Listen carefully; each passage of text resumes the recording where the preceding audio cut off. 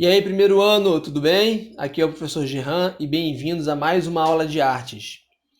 Turma, adorei a participação de vocês na última aula, ficou cada desenho maravilhoso, sendo que a gente teve aí um feriado, né, no meio dessa, dessa nossa aula, mas hoje a gente vai continuar falando sobre o período em que a gente estava falando na última aula, tá? Só que o tema vai ser diferente. A gente vai trabalhar a arte na Mesopotâmia. Lembrando que hoje, nossa aula é do dia 17/4/2020. Turma, a gente vai fazer essa atividade, esse conteúdo, né? Eu vou ler para vocês, depois eu mando a foto para vocês do material, caso precise, né? Porque está aparecendo na tela de vocês aí, o texto.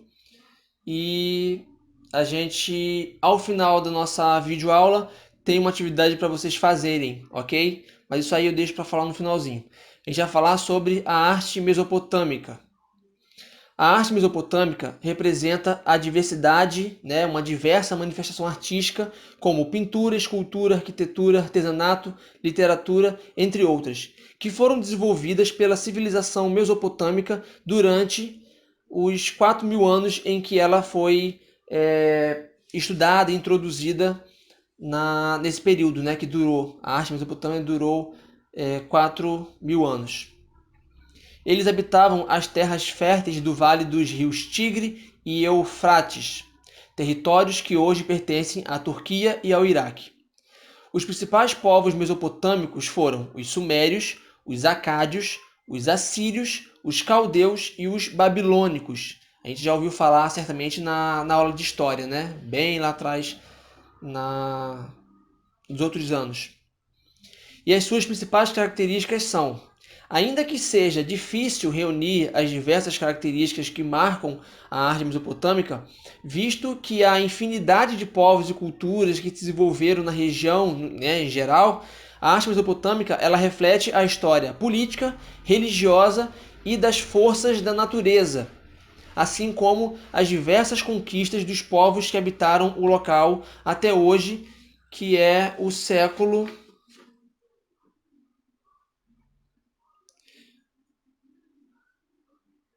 política, religião e as forças da natureza, e as diversas conquistas dos povos que habitaram o local até o século 6 a.C., ou seja, até a conquista dos persas.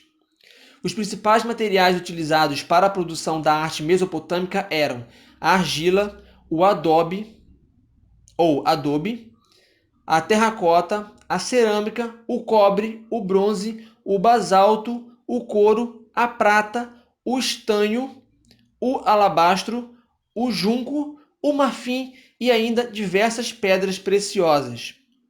Longo, né? Longo material que eles usavam. A arquitetura mesopotâmica foi a mais desenvolvida das artes desse período, sendo marcada pela grandiosidade das formas. A escultura e a pintura também possuíam uma mesma finalidade decorativa, ou seja, elas foram produzidas para decorar os espaços arquitetônicos. Quando a gente fala principalmente sobre a pintura mesopotâmica, a gente está falando de mosaico, tá? Mosaico em que era mais comum os babilônicos fazerem, ok? Continuando, a gente pode entender que esse período ele construiu muitos murais, muitos artigos utilitários, né, adornos, e foram também formas de desenvolver a arte pelos mesopotâmicos.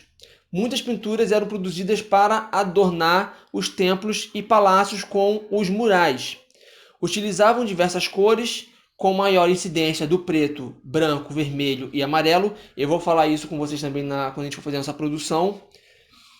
No mosaico, eles retratavam, sobretudo, as cenas do cotidiano, de guerras, rituais, cerimônias, deuses e também a história dos povos.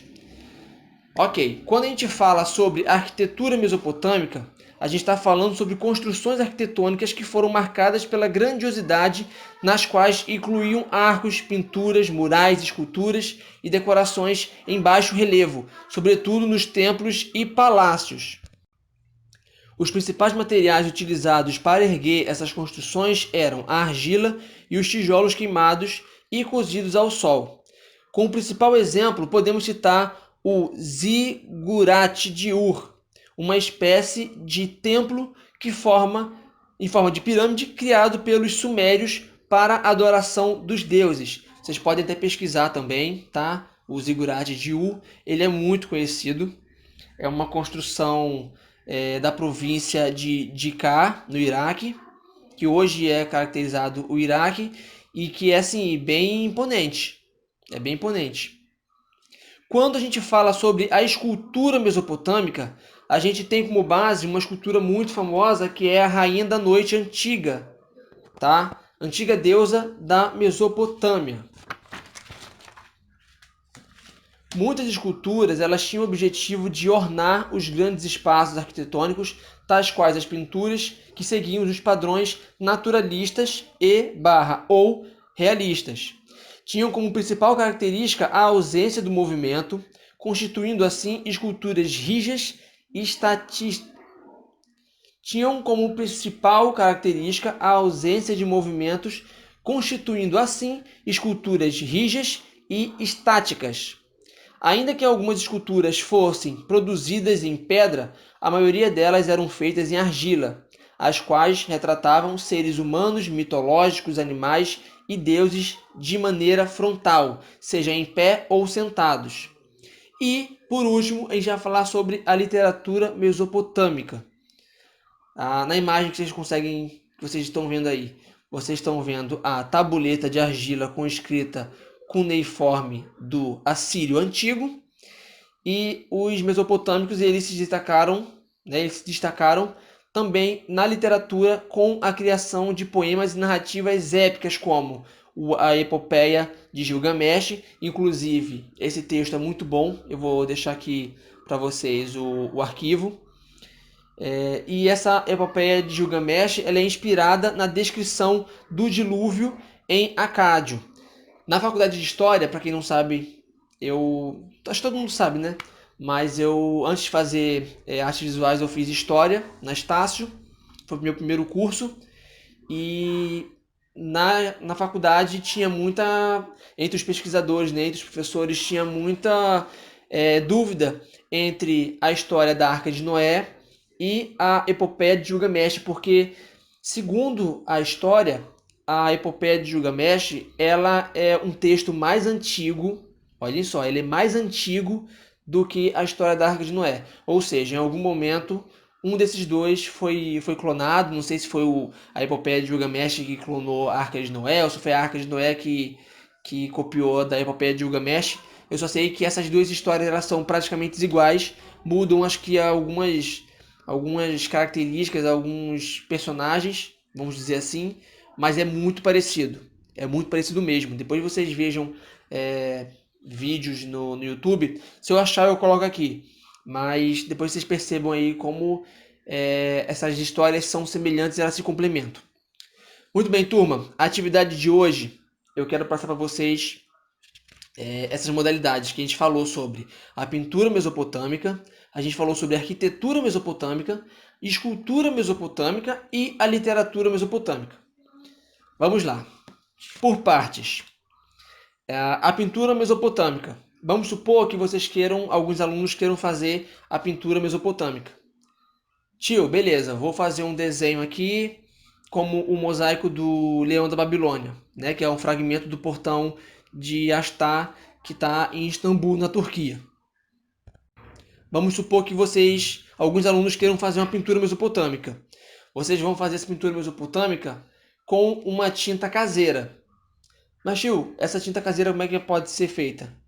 Pode fazer com pó de café ou especiarias que tem em casa aí.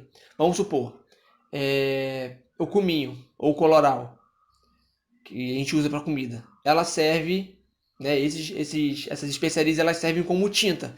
Então você coloca um pouquinho só de água, um pouquinho de coloral ou de cominho, até também pode ser pó de café, coloca um pouquinho de água para poder fazer a pintura, tá? Para poder produzir a tinta natural. Vocês vão desenhar numa folha um desenho que faça referência à arte mesopotâmica e vocês vão fazer essa pintura através dessas tintas naturais.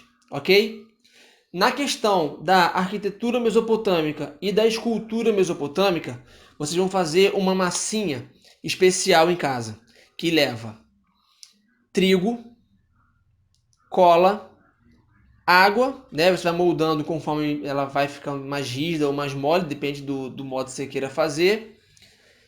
E tem outro elemento: trigo, água, cola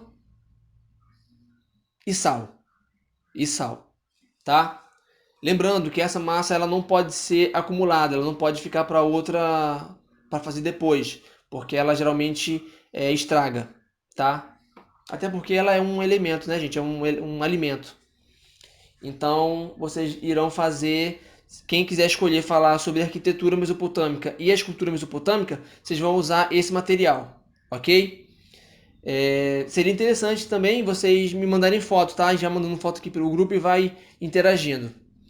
Na questão da arquitetura, vocês vão construir as arquiteturas mesopotâmicas, tá? Vocês vão construir arquiteturas mesopotâmicas que vocês tenham mais facilidade de fazer, tá? Pode ser até o Zurigat de Ur, que eu acabei de falar para vocês.